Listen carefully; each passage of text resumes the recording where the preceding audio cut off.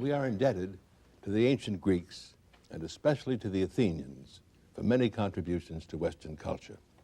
We owe to them the great political innovation that has come to be known as constitutional government, with political liberty enjoyed by its self-governing citizens. We are also in their debt for their contributions in mathematics, in physics, especially astronomy and mechanics, in psychology and philosophy, and here especially in moral philosophy. Most of us are aware of their achievements in architecture and in sculpture, but comparatively few of us realize our debt to them in literature. The great epic poems of Homer, the Iliad and the Odyssey, and the great dramatic poetry, which consists in the tragedies written by Aeschylus, Sophocles, and Euripides, and the comedies written by Aristophanes. There are many other playwrights alive at the same time, but the plays of these four authors are the only ones that have come down to us. And of the 120 plays that Sophocles wrote, only 7 have survived. Of these 7, 2 in particular, his Oedipus Rex and his Antigone, which we have read for today's seminar, are still being played in Greek theaters as well as elsewhere in the world. Aristotle, in his Poetics, his treatise on poetry, singles these 2 plays out as the most perfect examples of tragedy. The word tragedy itself in Greek, actually the Greek word is tragodos, which means a goat song, because in the fall religious festival at which these plays were performed, the audience listened to a goat song at the opening of the festival. So the word tragedy itself has no particular meaning. It got its meaning, the word tragedy for us got its meaning from the character of these plays that were performed at that fall festival in Athens. What form precisely does a tragedy take? What makes someone a tragic figure? Do you and I ever suffer tragedy in our lives? Do we know anyone who would be entitled to be called a tragic figure? Can tragedy be avoided, or is it something that somehow happens to everyone in the course of his or her life? These are the questions that should be foremost in our minds as we discuss what happens in Sophocles' Antigone. And I'm going to begin by reading you what you have there in front of you, namely the background. The background, before the play begins, something has happened. The children, the great king of Thebes was Oedipus, and the previous play by Sophocles, Oedipus Rex, that king dies, or another play, Oedipus and Clonus. He has 4 children, 2 sons, Polynices and Eteocles, and 2 daughters, Antigone and Ismene. Before the play begins, one of these sons, Polynices, with others, attacks the city of Thebes. The other son, Eteocles, defends the city of Thebes. Both are killed in the battle. And the king of Thebes, Creon, as the story goes, issues an edict which says that the traitor, the son who attacked the city of Thebes, shall not be given honorable burial, but should be allowed to lie on the ground and be attacked by the vultures. The other son, Eteocles, shall be given honorable burial. And again, before the play begins, Creon has promulgated an edict that says that anyone who disobeys this edict shall be punished by death. Is that correct as the background of the story? All right, that being the case, Mark, will you start telling, we'll go around and get other people to continue, start telling us what happens in the play itself. This is not in the play, what I've just said. It's background, correct? Well, Antigone, Polynices' sister, decides she's going to bury him because Polynices is her brother, and she thinks that's right, and that's what God would want, and that's... Even though she knows she's disobeying the king? Even though she knows she will probably die for it, because that's what the king said. That's Antigone. She has decided that there's a conflict between two laws in Antigone's mind, is there not? Between what's morally right and what's The lawful. divine law, or the moral law, which owes to her brother to give him an honorable burial, and the king's law, which says he shall not be buried, correct? She has to face that conflict of law, and if she decides one way, she takes the consequences of death, correct? Other way, she doesn't fulfill her obligation, correct? Right. Where does Ismene stand in the story, Laura? I mean, she's also a sister of Polynices. She says to Antigone, she says, I don't want to get in trouble for it, so don't include me and don't count me in. And go on with the story, Buffy. What happens next? The next scene is when a servant comes to the king to tell the king that Polynices has been buried. By Antigone. Well, they don't know by Yeah, Antigone yeah. yet. And then they bring Antigone back, and she doesn't deny that she did it. Yeah. Go on with the story, Laura. Well, so she's sentenced to death. And Antigone is sentenced to death, and then Ismene comes in. The king says that surely she must be involved in this too, since she's her sister. Yeah. And they bring her in, and as Ismene says that she did it also. But Antigone says, no, you didn't. You shouldn't die for this too, because you didn't even want to have a part in it. So while they're arguing, Creon just assumes that they're both involved. He thinks they're mad. Harold, go on with the story. Creon's son, Haman, Haman. comes in and he says that he supports his father, but he eventually tries to persuade him to change his mind and to listen to the people of Thebes, what they The think. people are represented in the chorus, aren't they? They're upset. The people of Thebes, who are the fellow citizens, are upset by this, aren't they? Proceed. Would you proceed with the story now?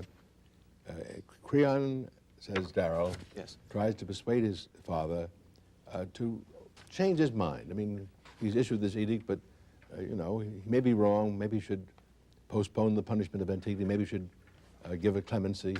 What happens next, Teresa?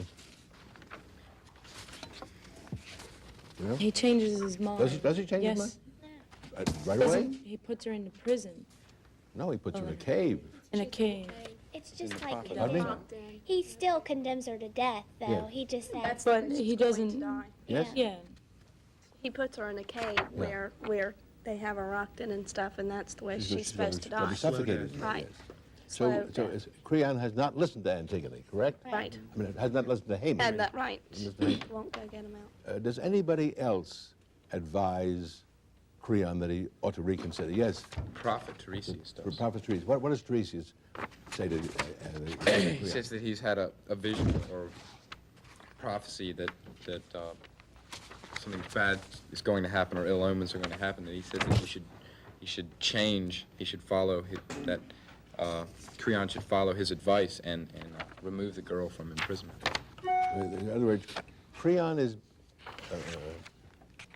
an attempt to persuade Creon, both on the part of Haman, his son, who, by the way, has a duty of loyalty to his father as well as a duty of loyalty to his betrothed, the girl Antigone, whom he plans to marry. And he's also persuaded by Creon to hold up this execution, correct? He doesn't do it, does he? What actually happens?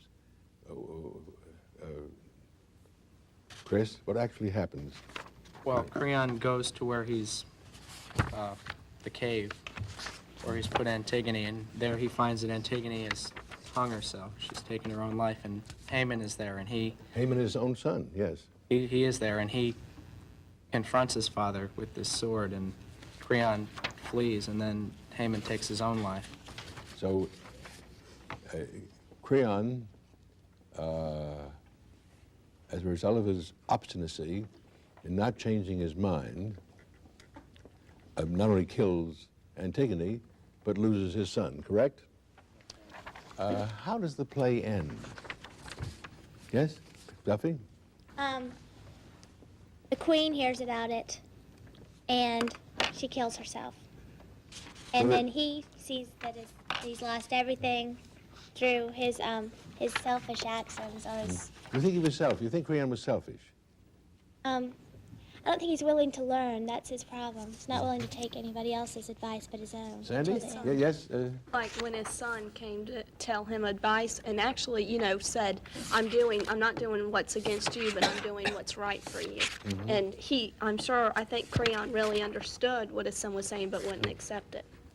Now, do you think, Sheila, that it would have been very easy for Creon to change, to say, to announce to the public, I issued an edict that those who buried the traitor Polynices should be punished by death. I've now changed my mind. I withdraw the. You think it would be easy? No. Why not? At all.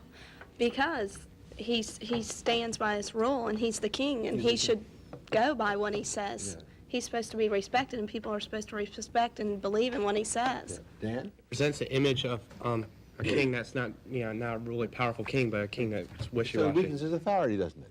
If all this is happening within one, but remember, all this is happening within one day. It all happened in one day, not a long time. And if in the course of one day, the king, having issued the edict, then changes his mind, takes it back, people will say, well, what kind of a king is that? Yes? Not only that, but since Haman was so young, he was supposed to listen to his elders, and it says, and on page 146, Yeah. it is not a question of age, but of right or wrong. Yeah. So he's looking at that. What about this, Mark? Well, I think Creon had to make a decision between what Haman was telling him and what he had already issued the edict that whoever buried Polynices would die, and it's a tough decision for him to make. It is a tough decision. Does Creon, after all this has happened, he's sentenced Antigone to death. His son commits suicide as a consequence of that. His wife commits suicide as a consequence of that. Creon is still of the four main characters, two are dead, Antigone and Haman. Two are alive at the end of the play, Creon and Ismene, right? You're often told that a tragedy is a play in which the leading character dies, as Macbeth dies in Shakespeare's play Macbeth, Hamlet dies in Hamlet, Othello dies in Othello, and King Lear dies. One thing that usually is taught in high school, that a tragedy is a play where the leading character dies, but two of these characters don't die. Creon and Ismene, two do die, Antigone and Haman, right? Now then,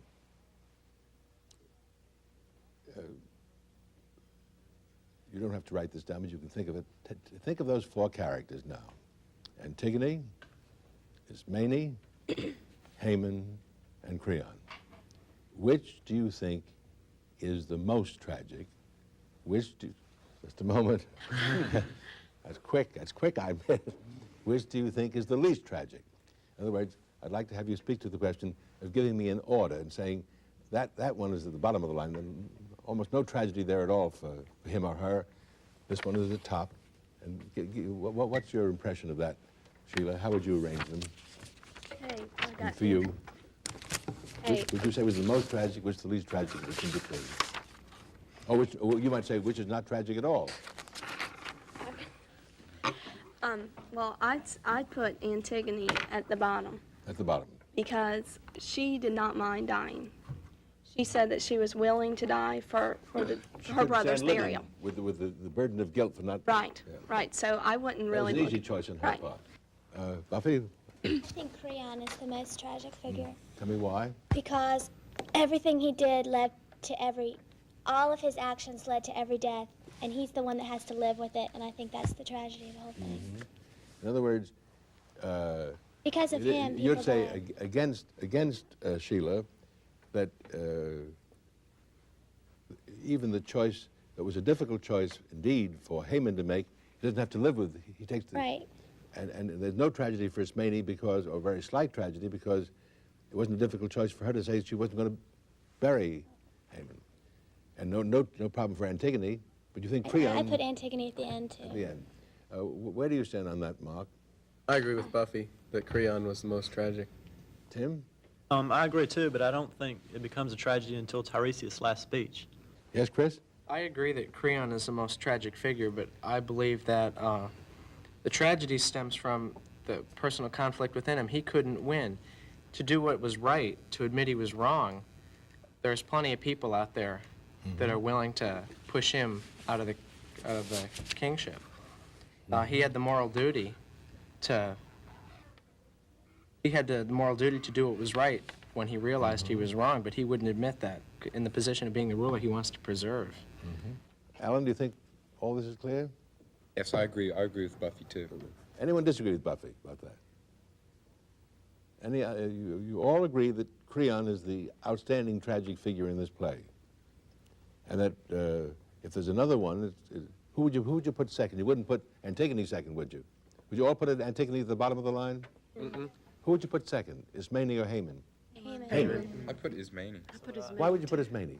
Because Haman, well, I admit he was tragic in that he saw his bride die and then he killed himself, but Ismene, I think, is more tragic because she not only faces the fact that when she dies she'll be judged in the lower world, but also she, I don't want to say this.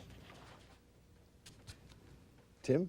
I think Ismene made the wrong choice and Haman made the right choice. That's what I would have said, that Ismene would have had to live with the fact that she had not done anything for her brother. And Haman, he just didn't have any choice. He had at least tried to do what was right. Now, Aristotle, commenting on this play, the book I told you about, Aristotle's Poetics, which is a book mainly about Greek tragedies, has a lot to say about both of these plays by Sophocles, the Oedipus Rex and the Antigone. And he says that the tragic figure is an otherwise good man who has one very serious fault, and it's from that fault that the tragedy follows. If you think that Creon, more than any of the others, is the tragic figure here, can you tell me what you think the fault is, that serious moral fault in Creon that makes him the tragic figure? Yes, Buffy? I think he thinks he has more wisdom than he has. Very interesting. That's an interesting. He pretends to have more wisdom than he has, or thinks he has more wisdom.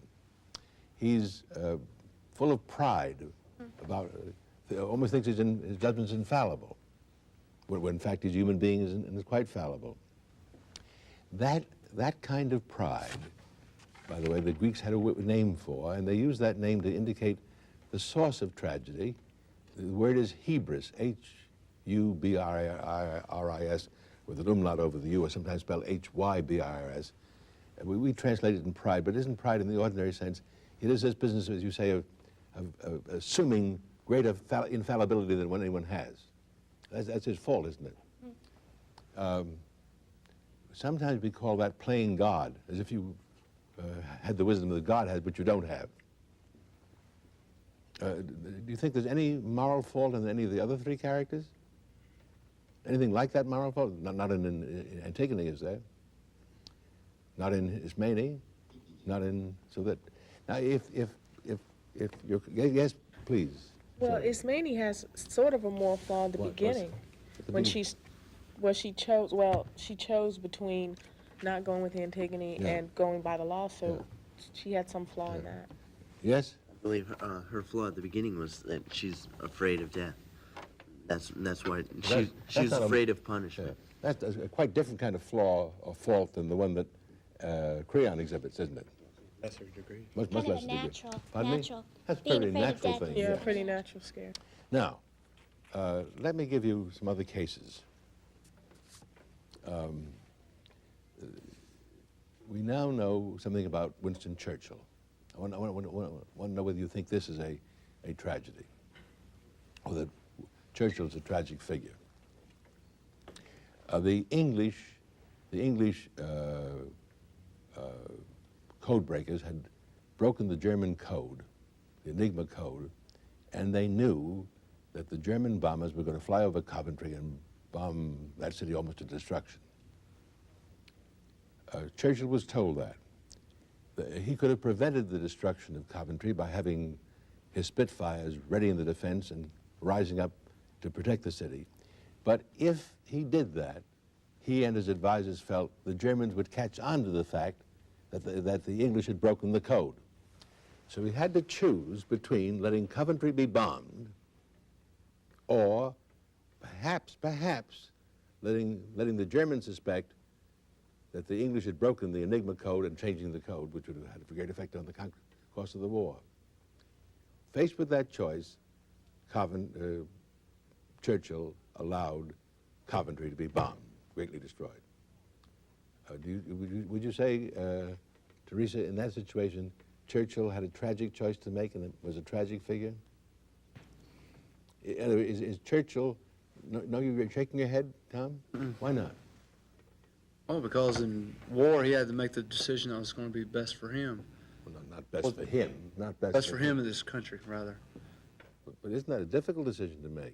Well, it's a difficult decision to make, but I don't think it's tragic in that he's not losing either way he goes. Alan? I don't think it's a tragedy. I think it's a misfortune, but I think it's a tragedy because it's obvious what he has to do. You think it's perfectly obvious? I think it's very obvious. Because if he let them know the code was broken, then they would lose a great amount of intelligence. And more than likely, they would have lost the entire war. Yes? If you don't use the code, what good is knowing it if you never showed them that you know it? Well, I mean, they did use it a lot, but I'm saying... I was thinking, well... See, this is one example where it's either going to get blown or they're going to keep their cover. I don't think so. They could have some... Well, Alan's saying that, well, why don't they use a code when they're, like, say, Churchill was thinking, well, maybe we'll know when London's going to be bombed, and that we can evacuate London and use it then and save more life than, when Coventry. So you think it was an easy decision? Well, I don't think it was an easy decision, but I think it... Mark, see, I think what you're bringing up, see, I have nothing to support the fact that they use this code, I'm sure, for spying and a lot of things. They got a lot of valuable information, but I don't have any information to back that up. But I'm sure, they were using it, and they, because they were breaking codes. And I just think this was a situation where it was a misfortune, but it wasn't a tragedy because he full well knew that if they did lose the code. Yes. I don't see that Churchill has any flaw that leads him to decide one way or No, another. you think the kind of flaw that appeared in Creon does not appear in Churchill? No. So you would not call him a tragic figure then? No, I wouldn't. I'll tell you one more. That's a way of finding out where tragedy lies and what makes human beings suffer tragedy. President Truman had to decide whether or not to drop the atomic bomb on Hiroshima and Nagasaki. The alternatives he was presented with was either American troops would have to land on the main island to bring the Japanese into submission, to have them accept defeat and surrender. We'd have to attack the main islands of Japan with a possibly great loss of life. On the other hand, unleashing atomic bombs has serious consequences not only for the Japanese who were killed in Hiroshima and Nagasaki, but for the rest of the world. He made that decision in favor of the bombing. Difficult decision indeed. Would you call that tragic, William?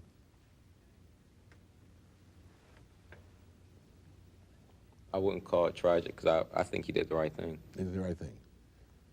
How do you feel about that, Dan? I wouldn't call it tragic. Any more than Churchill? For the same reason, isn't it? Yeah, basically. It's really the same situation almost. He's faced with a greater evil. If he didn't drop the bomb, there was a possibility of millions of people dying rather than, like with the atomic bombings, there were less than 100,000 people that died. Mm-hmm. And even if they did invade, both Americans and Japanese would die. I mean, I think we'd have lost more lives on both sides if you tried to just invade Japan. Mm-hmm. They would never surrender. There's real no moral character wrong with either one of those men. Nothing There's inside of them is nothing wrong. like this presumption of infallibility on the part of No, I mean, Creon. they don't think they're any better. I'm sure both of them thought a lot about that and probably had a lot of other people give their input. They didn't, I don't think they... In other words, what you're saying, Buffy, and you're making us all faces, we would not call anyone tragic or say that tragedy had befallen him unless it flows from some fault of his. There must be a fault on the part of the tragic hero, and you find no fault with Churchill and no fault with Truman on these difficult decisions. So it isn't, tragedy involves not only being faced, let me put it to you this way, many of the decisions we make are easy. Antigone thought her decision was easy. She thought that death was much less a serious penalty for her than to live with the failure of fulfilling a moral obligation to bury a brother. That's like choosing between a very bright color and a very dark color, or between sweet and sour. But when, as you get near the middle, the evils and goods on both sides are almost equally balanced, so that no matter which way you choose, an evil results. That's the kind of dilemma that the tragic hero or the tragic person faces. But you're making the point that only if, when facing that difficult choice, the person thinks he knows which is the right choice to make and sticks to it against advice, that he's tragic. That's your point, Buffy?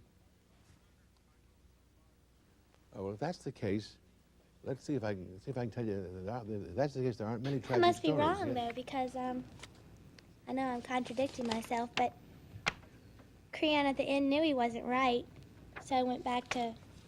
Well, at the end, he has Twist, he's enlightened. He regrets at the end, he knew he made a mistake, didn't he? But he has to live with that, doesn't he, now? Yeah. He has to live with the fact that faced with that difficult decision, he did not change his mind. Okay, so I stick with what I said. But like Creon, he's kicking himself, at the end of the play. He's beating his head on the wall because he realizes how, He could have prevented it. yeah, how obtuse he was. Not quite obtuse. Quite obtuse. Because, you see, if you make him obtuse, you'd say that was an easy decision to make, but it wasn't an easy decision.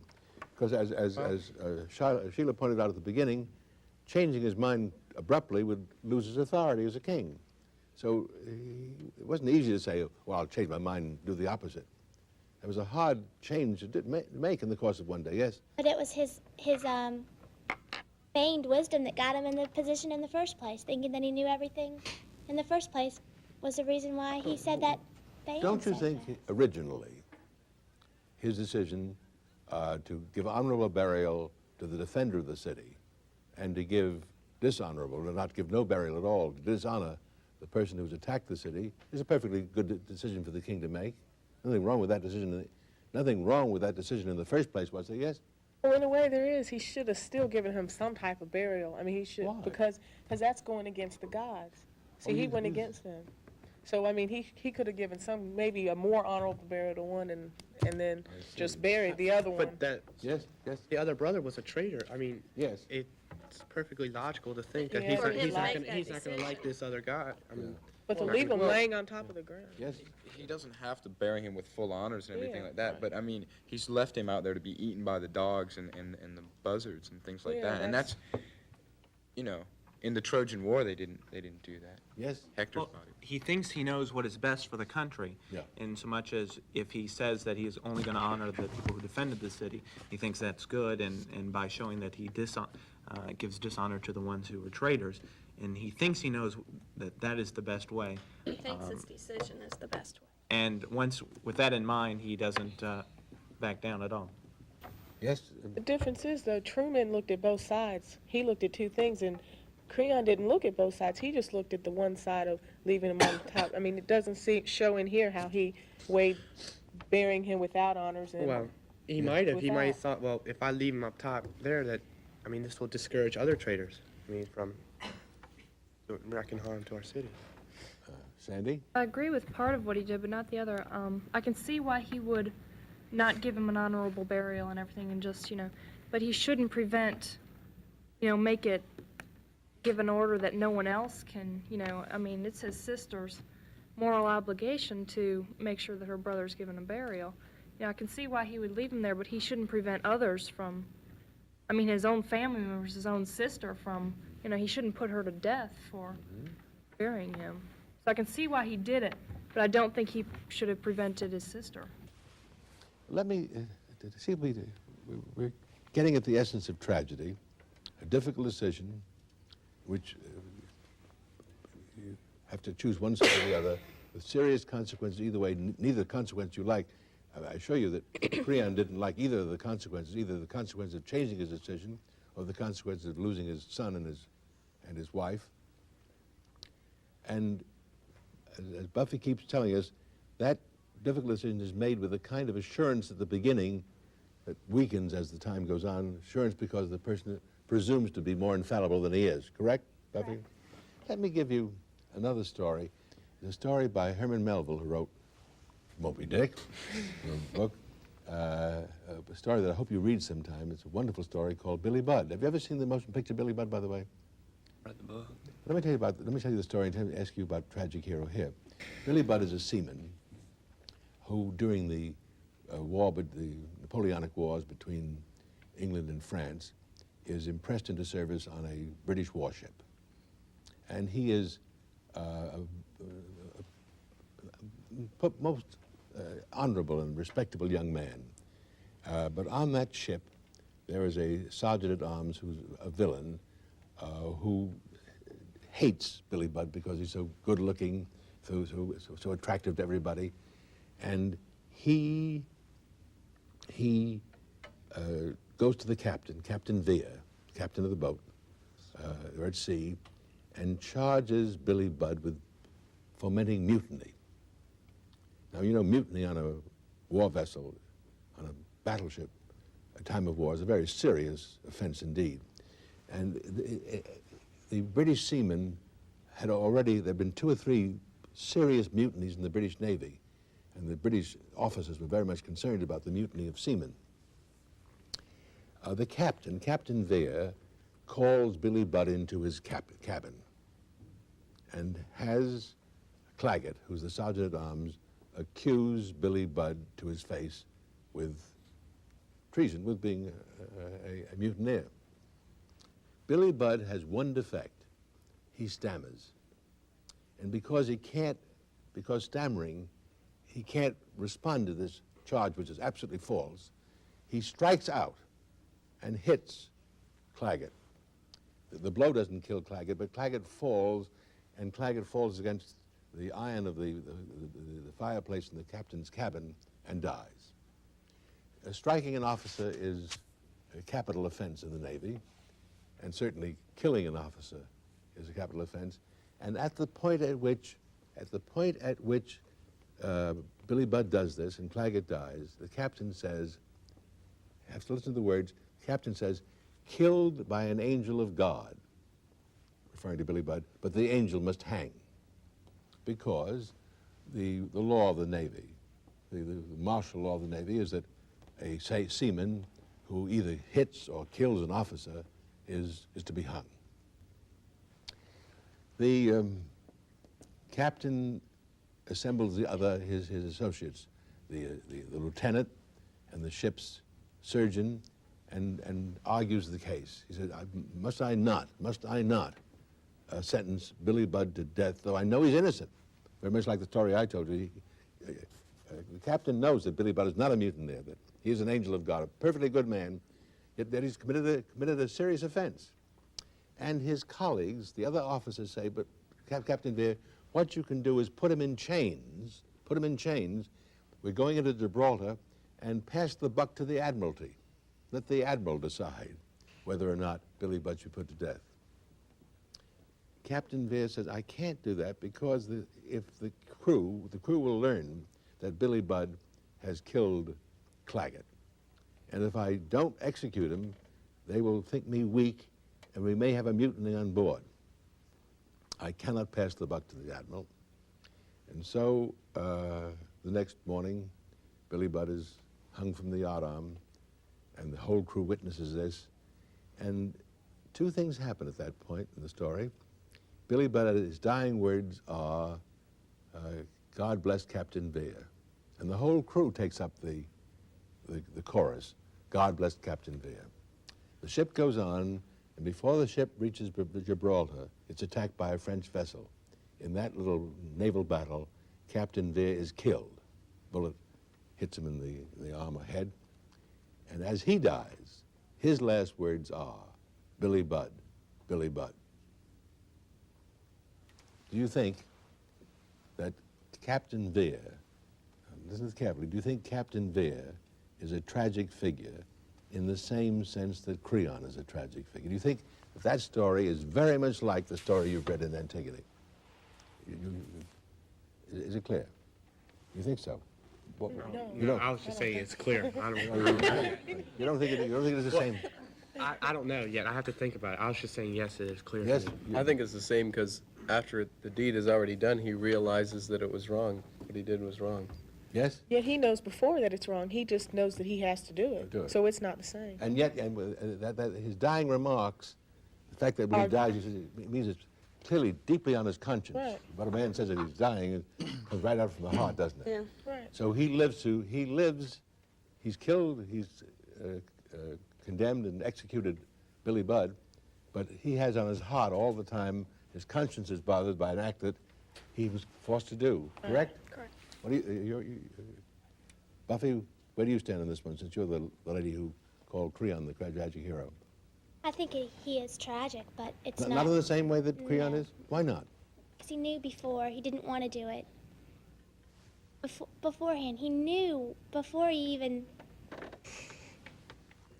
Yes? I agree with Buffy because But Buffy hasn't said anything. I agree that Captain is not a tragic not a tragic figure like Creon, because the reason the captain said that he couldn't pass the buck to the admiral was because he was afraid of a mutiny, and he knew these things were going to happen. And Creon was the king of the city, and it's very unlikely over this one decision that a mutiny in the city will break out, that he might lose some favor possibly, but it's very doubtful a mutiny might arise. But on the ship, a mutiny is much more likely. I think Creon not only took the laws of man, but more importantly, the laws of himself and what he had said. And the captain looked at both sides and tried to reason it out, and wasn't actually appointing himself judge and saying that he was wisest of all. And so I don't think he possessed really a major flaw. I agree with Laurel? that. What? The captain didn't have a tragic flaw like Creon did. He didn't, say that he knew best. I mean, there wasn't as much of a presumption of infallibility. Right. Although, after I've told you the story very briefly, if you read the story and heard Captain Vere's speech in his cabin at the court-martial when he rejects the other officer's suggestion that he pass the buck to the admiral, he seems very sure that what he must do is hang Billy Budd the next morning. He almost has the same kind of, shall I say, obstinate, just as Haman and Tiresias try to persuade Creon to change his mind, those other officers try to persuade Captain Vere to change his mind, and he sticks to his guns. So there's some kind of similar obstinacy in Vere and in Creon, yes? I don't know if the captain really did the wrong thing, because, I can find fault in Billy Budd, and, Billy Budd is innocent. But, but as far as the execution for the murder, and it's misfortunate that he reacts to the situation this way, but I think he did make the right decision in having him executed. Tom? I think Alan was thinking right, because Creon was looking to his personal glory rather than Captain Vere was looking forward to see what he thought was right, even though he had to kill Billy Budd. He had a personal feeling. He really liked Billy Budd for what he stood for, but yet he had to do what was lawful. They're putting the law of man over the law of God, and they both did that. So, regardless of mutiny or whatever, and they both didn't want people to think less of them if they changed their minds, and that's a flaw. Yes, please. Well, I think that the captain did it in a different way for the fact that he didn't. How can I say it? He did it to save the people, and Creon didn't do it in that way. He did it so a mutiny wouldn't break out, so there wouldn't be a conflict. Captain Vere. Captain Vere, yeah. And Creon didn't do it in that same sense. Greg? Well, you know how you say the captain's subordinates try to convince him to pass the buck? Yeah. That wasn't solving the problem at all. That was just passing the buck. Yeah. So In that case, Vere would not have made a tragic decision, would he? no, he was just He could have avoided the tragedy. Alan? Also, another thing, Buffy said that the captain took the law of man over the law of God. The law of God really wasn't brought into this. Billy Budd, after all, he did. Did he not? He did kill the officer. Yeah. He struck him. He did. But innocently. He didn't do He it did on not- purpose. He didn't. Yeah, but He didn't still kill him on murder is purpose, murder. but he did kill him. You see, I'm all for. I kind of sort of read the book, but it was really hard. But I think he should have been let go. Okay, but still, in arguing whether the captain is a tragic figure, he didn't take the law of God at all or anything. I mean, Billy Budd did commit an offense, okay? Even unknowingly. But the captain, that speech of the captain's at the moment of the murder, Billy Budd's attack, hitting of the officer. You have to remember those words. At the very moment, Captain Vere says, killed by an angel of God, but the angel must hang. You have to think of those words. That's saying it at that very moment, Captain Vere realizes that Billy Budd is an innocent person. He's nothing, not a mutineer, falsely charged, and it's an accident that Captain Vere, that Claggett was killed. Nevertheless, even though it's an angel of God, I must hang that angel of God. I mean, that's have to look at what's in Captain Vere's mind. Well, I disagree with you when you say it was an accident. It wasn't a complete accident. I mean, I admit, okay, Billy Budd is an innocent person, and he didn't mean to kill him. But at the same token, he did. And I may be arguing myself into a hole now. But Dan? If Billy Budd was not convicted or accused of being a mutineer, falsely accused, I should say, he wouldn't have been in that office, and he wouldn't have hit the guy, and he wouldn't have committed murder. Chris? To put it in simpler terms, it was the same because they had to choose between their moral duty of either giving a proper burial or recognizing the good man or preserving the authority, preserving his authority in the kingdom or the captain preserving his authority on the ship. The tragic choice between laws, between the moral law and the civil law, the law of God and the law of man. Antigone faces that one. Or between justice and expediency, the choice between doing what is just and what is expedient. In some sense, Captain Vere faces that. He has to obey both the conflict of laws between the higher law, the moral law, and the law of the king, the law of the navy, and between doing justice and what is expedient. So that human happiness on earth is not a very perfect thing, or hardly a perfect thing, because it is always subject, at least, to the difficulties and pains and the evils that follow in the wake of making a tragic decision. Thank you very much.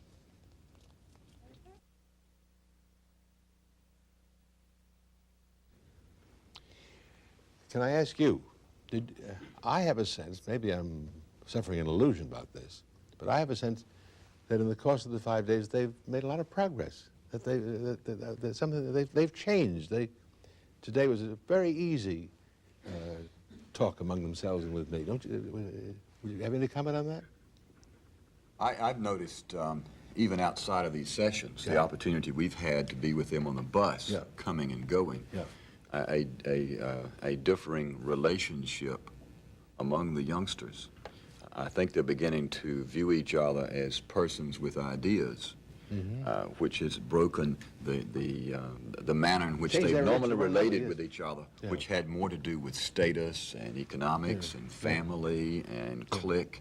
I begin to recognize people as having the right to ideas, which I thought was a marvelous And yesterday on the way home, they were changing groups depending on the topic that the different groups were discussing. If they were tired of one particular topic, and it was a review of yesterday, they were tired of a particular topic, they'd move to another group, and they weren't doing that the first day. I see.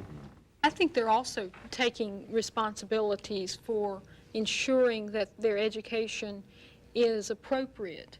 They are now not critical in petty means toward teachers, but they are critical of the system, saying, why didn't we do this before? Why haven't we been exposed to this in the past? And in fact, they pointed out to me when I talked to a few of them, I had an English class in which we read Billy Budd, and they seemed very unfamiliar. They said, well, it just wasn't the same. You know, we talked about Billy Budd, but... Well, only Alan said he'd read Billy Budd. Alan was in my class. There were two others who also would admit to me, yes, we read Billy Budd, but we didn't understand it when you talked about it, so it's not the same. And they're right. I thought what was exciting, and I do see them beginning to do that, was I think it was Tim in this corner who brought an idea from, I think it was Plato, and he said it is better to do an injustice to another. It would be less good to do an injustice to another than to suffer an injustice to myself. And in fact, I was surprised that you didn't pursue that because it seemed a wonderful You're comment. absolutely right. I missed it. Shouldn't have missed it. You're quite right. I was just real pleased to see this morning that they were able, as she said, to bring that yesterday, the day before, all together. That you must recognize. As seminars go on, if you did this for a year, you'd have more and more and more of that. They said, well, 3 weeks ago we read Aristotle. He said, what do you mean by saying that now, don't you see? They'd have all that kind of playback from previous seminars. And it was mentioned in the little entryway just moments ago, and one student freely admitted, she said, well, you know, I was very inconsistent. I think one of the changes I've noticed in them is the need, they feel a need now to defend their statement. That's right. They don't make them without thinking of reasons for it. Yes. That's terribly important. I That's think- terribly important. I think this has become so natural for them that their teachers will see a change next week. Oh, yeah, it's gonna present a real... I really, what you say confirms my deepest insight here, that the introduction of seminars, if you say, how will the Paideia thing come about? If you do introduce seminars from grade 1 on, it will undermine the rest of the school system. It will undermine it. It'll cause changes that will have to take place. And you'll have students behave differently in class. Well, just think, if this were done in elementary school, what your high school students would be like. If it were done in the first 12 years, what they'd be like in college. I mean, I've had college professor after college professor, I can't get a discussion going. I ask questions, the students sit there with blank faces, won't talk. And that's because for 12 years, they've been sitting there with blank faces without talking. I am still very concerned about the fact that you say this can apply to all students. They're not all going to learn as much. The half-pint containers are going to be half-pint containers. Sometimes. That's right, but that's all right. I'm sorry. That is the case. But they have a thimbleful then, you see. But you've got to take that. I mean, they all deserve this. And if they profit less because they are less, that's fine. You can't expect them to profit more than they can profit. But they'll profit more from being in this kind of thing than if they weren't in it, you see, at all. Even those less able students are going to, as you say, take part in the conversations and engage with it as they would not otherwise. They wouldn't be in the conversations at all, you see. So I don't have any fear at all about taking the whole population. You need an exciting teacher. Well, you can't have a dull, that's insipid person. All teachers should be exciting. But they aren't. Learning is contagious. If the teacher, I've often said in other circumstances, if you give a lecture in a dull monotone, as if you were just performing the business of reading, everyone goes to sleep. You have to give when I give a lecture, I do so as if my soul depended upon it, as if whenever my body is involved, and everybody keeps awake. I mean, I'm awake and they're awake. You've got to communicate your own excitement about the thing, or they don't get excited. But that's why these teachers have to be like that, and I think most of them, that's what teaching is. most teachers aren't. Some. Okay, I shouldn't say most. Okay, you're right. I should. Most people are mostly good. No, but it is important. Line 3. You're quite right. The excitement of learning is a contagious thing. If the teacher manifests, if the teacher shows that learning is exciting, the children will find it exciting too. You're incredibly sensitive to that. Sure. If the teacher doesn't find it exciting, they won't find it exciting either. But even at that, I find that you always have something as an opener that will pull everybody in, and everybody can identify. But I repeated one of my basic recommendations. You always have to have a good opener. It's got. You noticed I tried that in every case today. I mean, I did it with every one of these seminars. Has a kind of an opening question. I told those stories to get them into it. You see, this trick of they're all used to those words, and by the end of the session, they knew that things they called a tragedy at the beginning were not tragedies, you see. But that, and I let me say again, I missed it. I should have ended that seminar by saying, you now remember what you called tragedy. The things you called tragedy at the beginning, you would not call tragedy now. No, don't misuse that word again. I should have done that, but I didn't do it. Well, I was going to ask when you might have picked up. I wasn't really sure, even at the end, that there was a clear definition of tragedy. It wasn't. And yet it's something you might have dealt with the next day, even in a lecture, right, to have ultimately given them that. Well, matter of fact, let me just say, I've been doing this God knows how long. I learned something today that bothers me. I'm not sure I understand it. I would have said, before Buffy said what she said, though I shouldn't have, because Buffy made a point that I also know, that a tragedy occurs when a person is faced with a decision so difficult that either choice leads to undesirable consequences. And you've got to make the choice. You can't avoid the choice, and neither choice is good. She said that's not enough. The person who makes that difficult choice must have a presumptuous confidence in making it. Must contribute to That's the, right. to- Now, in those terms, I would have used to think that Churchill and Truman were tragic figures because they had a difficult choice to make. But if they weren't presuming, the way Creon presuming that he was making it firmly and rightly, then they're not as tragic. See, that came out today, and I had never quite seen that as clearly before. So you learn. Keep if you live, you learn. the real difficulty is in having enough teachers who have the broad backgrounds necessary in order to conduct seminars. I think it's easy watching you conduct the seminar. However, when you recognize that in many cases a teacher would have very little knowledge greater than those of the students who are participating in a seminar, unless the kind of education that teachers receive is dramatically different. I think you're right about that. But just think of the other side. Let's suppose now that the teacher has only one seminar a week to prepare for. That's different from five classes a week.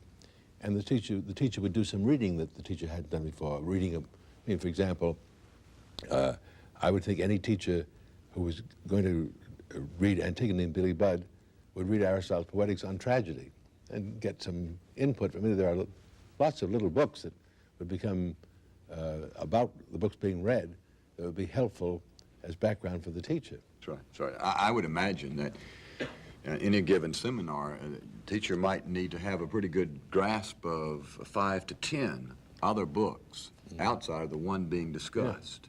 Yeah. And to me, that's going to be part of the difficulty. But it's also wonderful because, as I've said again and again, a school is, of course, a place where the students learn. But it's much more important to say a school is a place where the teachers learn too.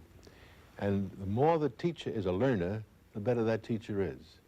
And when the tasks the teacher is assigned does not require the teacher to be a learner, you've done the teacher an injustice, I think.